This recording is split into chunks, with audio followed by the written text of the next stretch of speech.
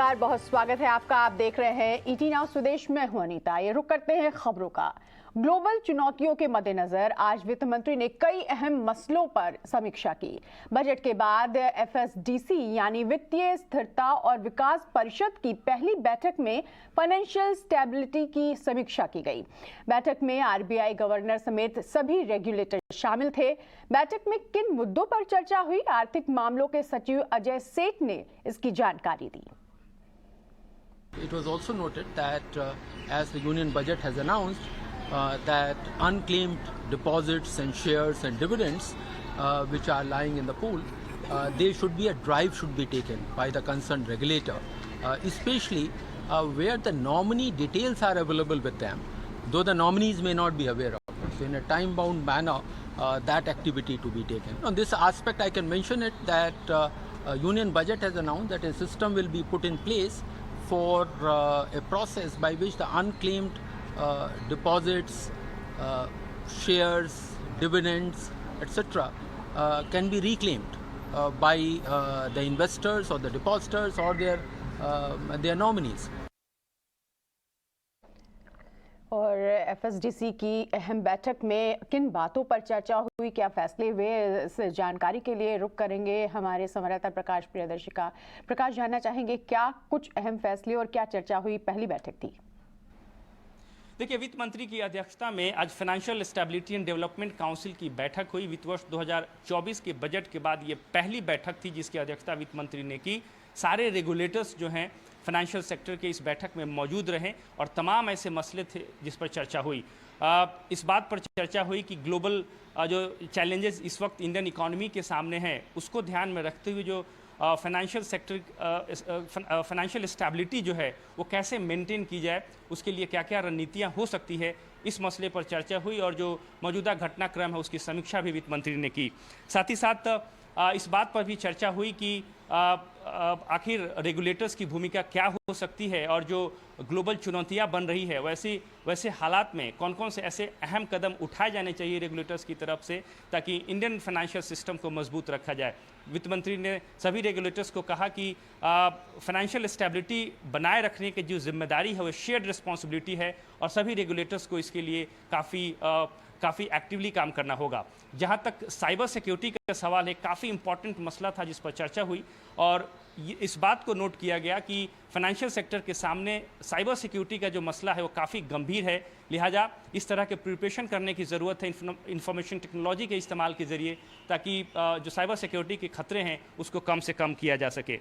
एक और अहम फैसला लिया आज की बैठक में एफएसडीसी ने, जिसके हिसाब से जो अनक्लेम्ड डिपॉजिट्स हैं, शेयर्स हैं, डिविडेंड्स हैं, म्यूचुअल फंड्स हैं या इंश्योरेंस प्रीमियम्स हैं, वो कैसे इनका संबंध है उसको सेटल किया जाए, इसको लेकर एक रणनीति पर चर्चा हुई और एक स्पेशल ड्राइव चलाया जाएगा जिसके ज़रिए अगर ऐसे मामलों में लीगल हेयर या नॉमिनी का डिटेल मौजूद है उसमें इसे जल्द से जल्द सेटल करने के प्रयास किए जाएंगे और जहां डिटेल्स मौजूद नहीं है वहां पर एक सिस्टम बनाया जाएगा ताकि ऐसे डिपॉजिट्स को कम समय में सेटल किया जा सके। इसके अलावा केवाईसी का जहां तक बात है, एक यूनिफॉर्म केवाईसी फॉर्मुलेट करने की चर्चा चल रही है जिसकी घोषणा बजट में भी की गई थी। उसके हिसाब से हर तरह के फाइनेंशियल सर्विसेज के लिए एक ही केवाईसी की ज़रूरत होगी, इसको लेकर भी चर्चा हुई और एक आरबीआई के डिप्टी गवर्नर की अध्यक्षता में कमेटी का गठन किया गया। जहां तक बैंकिंग सेक्टर का सवाल है, खासकर जो अमेरिका और यूरोप में बैंकिंग क्राइसिस दिख रही है उस बात को ध्यान में रखते हुए इस मसले पर डीए सेक्रेटरी ने कहा कि इंडियन बैंकिंग सिस्टम जो है काफ़ी मजबूत है, वेल रेगुलेटेड है और जो ग्लोबल घटनाएं हो रही हैं उसका असर इंडियन इकोनॉमी पर नहीं होगा। शुक्रिया प्रकाश इस पूरी जानकारी के लिए। आगे बढ़ते हैं और अब बात करते हैं गो फर्स्ट संकट की। तो डीजीसीए ने गो फर्स्ट को बुकिंग रोकने का निर्देश दिया है। जी हां, इसके साथ ही डीजीसीए ने गो फर्स्ट से 15 दिनों में जवाब भी मांगा है। एयरलाइंस को दूसरा झटका लेसर्स ने भी दिया है। लीज पर विमान देने वाली कंपनियों ने एयरक्राफ्ट वापस लेने के लिए एनसीएलटी से गुहार लगाई है। उन्होंने तुरंत फैसला देने की अपील की है। इस खबर पर और जानकारी देने के लिए हमारे साथ समीर दीक्षित जुड़ गए हैं। समीर, गो फर्स्ट की मुश्किलें कम होने का नाम नहीं ले रही हैं। एनसीएलटी पे अपील की है लेसर्स ने क्योंकि अब वो अपने एयरक्राफ्ट वापस ले सकती हैं और डीजीसीए ने भी नोटिस दे दिया है। संकट के दौर से गुजर रही गो फर्स्ट एयरलाइन की मुश्किलें लगातार गहराती जा रही हैं। ताजा मामले में एविएशन रेगुलेटर डीजीसीए ने गो फर्स्ट एयरलाइन को कारण बताओ नोटिस जारी किया है। पूछा यह है कि आखिर क्यों गो फर्स्ट सुविधाजनक तरीके से, सुरक्षित तरीके से और निरंतरता के साथ फ्लाइट ऑपरेशंस बरकरार क्यों नहीं रख पाई। ये भी पूछा गया है कि जो दिक्कतें यात्रियों को हो रही हैं उसके लिए क्या सुझाव या क्या सॉल्यूशन लेकर के गो फर्स्ट सामने आया है। अहम सवालों के साथ ये शो कॉज नोटिस जारी किया है और गो फर्स्ट को अगले 15 दिन के भीतर इस शो कॉज नोटिस का जवाब देना होगा। इससे भी अहम बात यह है कि जो जवाब गो फर्स्ट एयरलाइन देगी उसी पर निर्भर करेगा कि उसका एओसी यानी कि एयर ऑपरेटर सर्टिफिकेट बरकरार रहता है या फिर रद्द किया जाता है। किसी भी एयरलाइन के परिचालन के लिए एओसी होना अनिवार्य है और अगर एओसी नहीं है या रद्द हो जाता है तो फ्लाइट ऑपरेशंस नहीं हो सकती हैं। तो यहां पर अहम डेवलपमेंट की शो कॉज नोटिस गो फर्स्ट एयरलाइन को जारी किया है। लेकिन यह भी देखें कि एनसीएलटी में इंसॉल्वेंसी प्रोसेस के लिए जो हियरिंग हुई थी 4 मई को, उसका फैसला अभी तक गो फर्स्ट उसका इंतजार कर रहा है। वो फैसला अभी तक सामने नहीं आया है। इसको लेकर के भी गो फर्स्ट ने सोमवार को एक अर्जी दाखिल करी थी एनसीएलटी में कि वो ये फैसला जल्द से जल्द सामने रखे ताकि क्लैरिटी रहे, ताकि ये स्पष्ट हो पाए कि मोरेटोरियम को लेकर के क्या रुख आने वाले वक्त में रह पाता है। गो फर्स्ट की मुश्किलों की अगर बात करें तो उसके पायलट डूबते जहाज को छोड़ रहे हैं, जिसको बचाने के लिए गो फर्स्ट शिद्दत कर रहा है। यही नहीं, जो लेसर्स हैं जिन्होंने एयरक्राफ्ट गो फर्स्ट को किराए पे दिया है वो अब डीजीसीए का दरवाजा खटखटा रहे हैं अपना हवाई जहाज वापस पाने के लिए। तो सभी जगहों से अगर आप देखें तो गो फर्स्ट की मुश्किलें लगातार बढ़ रही हैं और कोशिश गो फर्स्ट यहाँ पर ये कर रहा है कि अगर मोरेटोरियम या आईआरपी की नियुक्ति होती है तो शायद कुछ रिवाइवल की संभावनाएं बन पाएंगी। बिल्कुल, तो सभी संभावनाओं पर पूरे प्रयास कर रही है गो फर्स्ट, लेकिन अब मुश्किलें बढ़ती जा रही हैं। डीजीसीए की तरफ से भी नोटिस मिला है, एनसीएलटी की तरफ भी अब मेसर्स आगे बढ़ रहे हैं और देखना ये होगा कि अब किस तरह से मुश्किलों का समाधान निकाल पाती है ये एयरलाइंस। इधर गो फर्स्ट के बंद होने से इंडिगो के साथ ही बाकी एयरलाइंस को कितना फायदा होगा, बताने के लिए हमारे साथ हमारे सहयोगी सुमित जुड़ चुके हैं। जी सुमित, बताएं। गो फर्स्ट के पायलट्स जो जा रहे हैं, जिन्हें जाना पड़ रहा है क्योंकि गो फर्स्ट ग्राउंडेड एयरलाइन है, उसका फ़ायदा इंडिगो को होता दिख रहा है। इंडिगो के पास लगभग 300 प्लेन हैं अभी और ये पूरे 300 से 350 करने वाले हैं इस फाइनेंशियल ईयर में। गो फर्स्ट जो एयरलाइन है इसके लगभग 57 पायलट्स ये प्लेन उड़ाते थे, A320 क्लास के प्लेन ही उड़ाते थे। इसका फ़ायदा इंडिगो को इस तरह होगा कि इंडिगो के पास भी ये A320 एयरबस A320 क्लास के ही प्लेन हैं। सो यहाँ से पायलट्स जो आ रहे हैं अप्लाई कर रहे हैं इंडिगो में और इंडिगो इसको ले रहा है और इसको फ़ायदा इस बात का हो रहा है कि पूल बनाया मिल रहा है ट्रेन पायलट्स का जो A320 एयरक्राफ्ट उड़ाते हैं। सो इसका फ़ायदा इंडिगो को इस तरह हो रहा है कि इंडिगो के अभी एक्सपेंशन प्लान्स बहुत ज़्यादा हैं, खासकर साउथ ईस्ट एशिया को लेकर। थाईलैंड और सिंगापुर की फ़्लाइट्स अभी अनाउंस की गई हैं। आने वाले समर सीजन में इंडिगो काफ़ी एक्सपैंड करने वाला है और इसके चलते लग रहा है कि इंडिगो इन सब पायलट्स को लेकर अपने एक्सपेंशन में इस्तेमाल करेगा। ऐसे फ़ायदा हो रहा है इंडिगो को गो फर्स्ट के डूबने से कह सकते हैं हम और गो फर्स्ट के नीचे जाने से, क्योंकि पायलट्स और क्रू मेंबर्स जो मार्केट में मुश्किल से मिलते हैं ट्रेंड, वो मिल रहे हैं इस वक्त और पैसे भी कम देने होंगे इन पायलट्स और क्रू मेंबर्स को। ये एक और फ़ायदा है इंडिगो के लिए। बिल्कुल, तो इंडिगो के साथ कुछ और एयरलाइंस को फायदा हो सकता है, उन्हें ट्रेन पायलट्स मिल सकते हैं। शुक्रिया सुमित इस पूरी जानकारी के लिए। आगे बढ़ेंगे, अगली खबर का रुख करेंगे। मौजूदा साल में नॉन लाइफ इंश्योरेंस कंपनियों ने 20% की ग्रोथ दर्ज की है। आखिर इसकी वजह क्या है, इस खबर पर और जानकारी देने के लिए हमारे साथ अनुराग शाह जुड़ गए हैं। जी अनुराग, बताएं।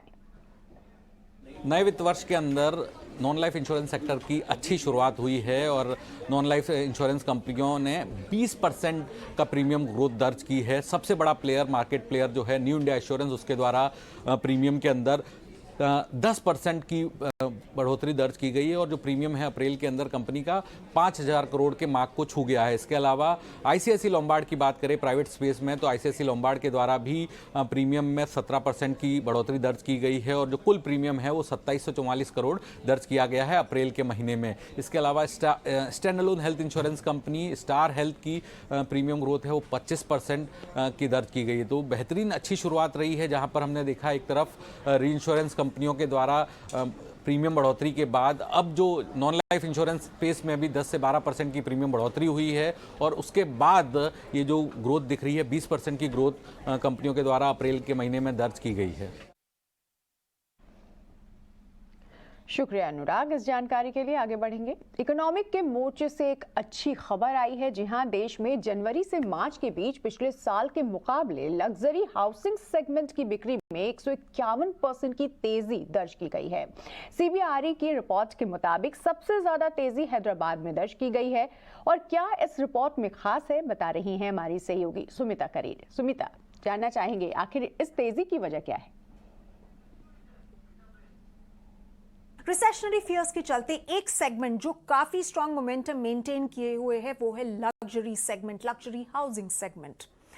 तो सीबीआरई की एक रिपोर्ट के according luxury segment, luxury housing segment है, उसने 151% ग्रोथ दर्ज की है ईयर ऑन ईयर इस साल के जनवरी टू मार्च क्वार्टर में, अगर आप उसे कंपेयर करें लास्ट ईयर के जनवरी टू मार्च क्वार्टर में। और ये जो डिमांड मोमेंटम है, सेल्स मोमेंटम जो है, ये बना रहेगा इस पूरे साल में, ये सीबीआरई का दावा है।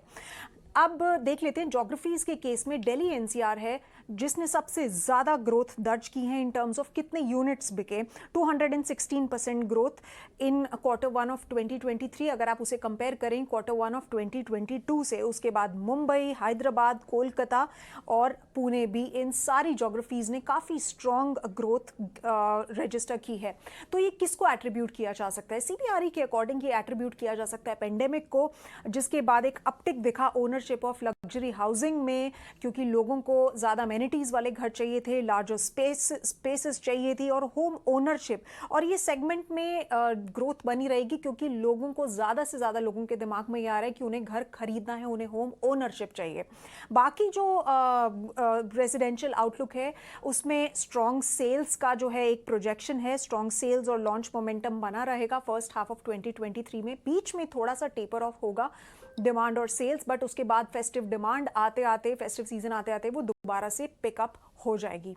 दूसरा इंपॉर्टेंट चीज़ है कि जो 1.5 करोड़ एंड अबव के प्रोजेक्ट्स हैं वो जो होंगे वो ट्रैक्शन उनमें देखने को मिलेगा। और लास्टली ये डिमांड इसलिए भी बनी रहेगी क्योंकि जो डेवलपर्स है अब टियर 2 सिटीज़ में भी जा रहे हैं, तो वहाँ पे काफ़ी ज़्यादा नंबर के जॉइंट वेंचर्स आपको देखने को मिलेंगे और जो डिमांड मोमेंटम है इस सेगमेंट में वो बना रहेगा। शुक्रिया सुमिता इस जानकारी के लिए। आगे बढ़ेंगे, मार्केट की बात करेंगे तो हफ्ते के पहले कारोबारी दिन बाजार में आज शानदार तेजी दिखाई दी। निफ्टी 4 महीने की ऊंचाई पर पहुंचकर 18,200 के पार बंद हुआ। निफ्टी के 50 में से 42 स्टॉक्स हरे निशान में बंद हुए। निफ्टी बैंक 623 अंकों की बढ़त के साथ 43,284 पर बंद हुआ। सेंसेक्स में भी 710 अंकों की तेजी रही। पेटीएम की अगुवाई में निफ्टी मिड कैप ने भी 4 महीने की तेजी का रिकॉर्ड बनाया। दिन भर बाजार में क्या हलचल रही, इसके पूरे एनालिसिस के साथ हमारे साथ जुड़ गई हैं पूजा त्रिपाठी। जी पूजा, बताएं। आज जब बाजार में हमने देखा कि शानदार तेजी थी, ग्लोबल क्यूज भी काफी पॉजिटिव थे और उसके चलते काफी शानदार तेजी देखने को मिली। बैंक निफ्टी 622 अंक ऊपर और निफ्टी में करीब 200 अंकों की तेजी देखने को मिली है। तो मार्केट आज हमने देखा कि 5 महीने के ऊपरी स्तर पर निफ्टी की क्लोजिंग देखने को मिली।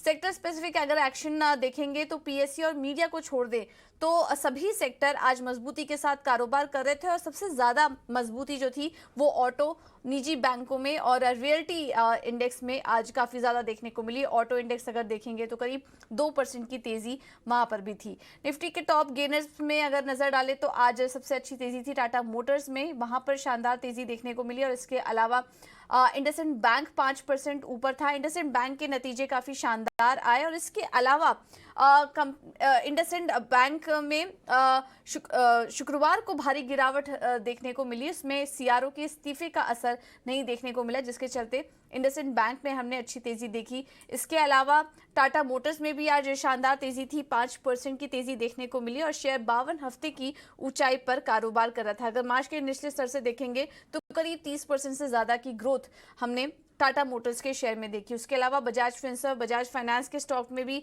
अच्छी तेजी थी, 3 से 4% की मजबूती वहां पर भी देखने को मिली और ओएनजीसी के स्टॉक में भी अच्छी तेजी थी आज के दिन। इसके अलावा कमजोर साइड पर देखेंगे तो कोल इंडिया आज कमजोर था, नतीजे थोड़े कमजोर आए, उसके चलते 2% की गिरावट थी। अदानी एंटरप्राइजेस, सन फार्मा, डॉक्टर रेड्डीज भी हल्के लाल निशान में कारोबार कर रहे थे।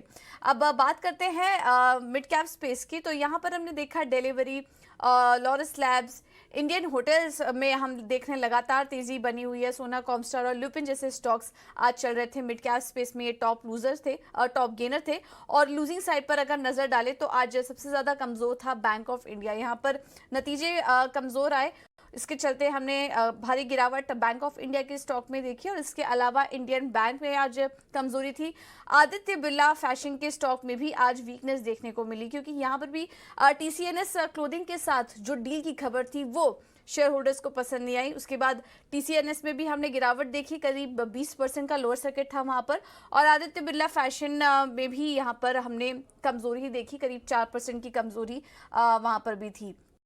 इसके अलावा कुछ और स्टॉक्स पर नजर डालें तो यूनियन बैंक भी आज कमजोरी के साथ कारोबार कर रहा था, कमजोर नतीजों के चलते।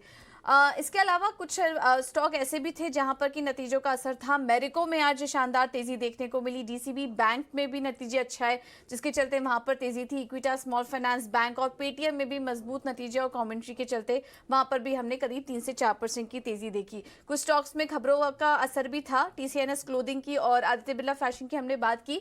इसके अलावा मनप्पुरम फाइनेंस में भी जो मैनेजमेंट की तरफ से सफाई आई, उसके बाद हमने देखा कि 5% की तेजी वहां पर भी देखने को मिली। तो न्यूज स्पेसिफिक एक्शन आज काफी ज्यादा था, नतीजों का असर देखने को मिला और पॉजिटिव ग्लोबल जो सेंटिमेंट्स थे उसका भी इम्पैक्ट आज हमने बाजार में देखा। और आज करीब 5 महीने के ऊपरी स्तर पर बाजार ने क्लोजिंग दी है।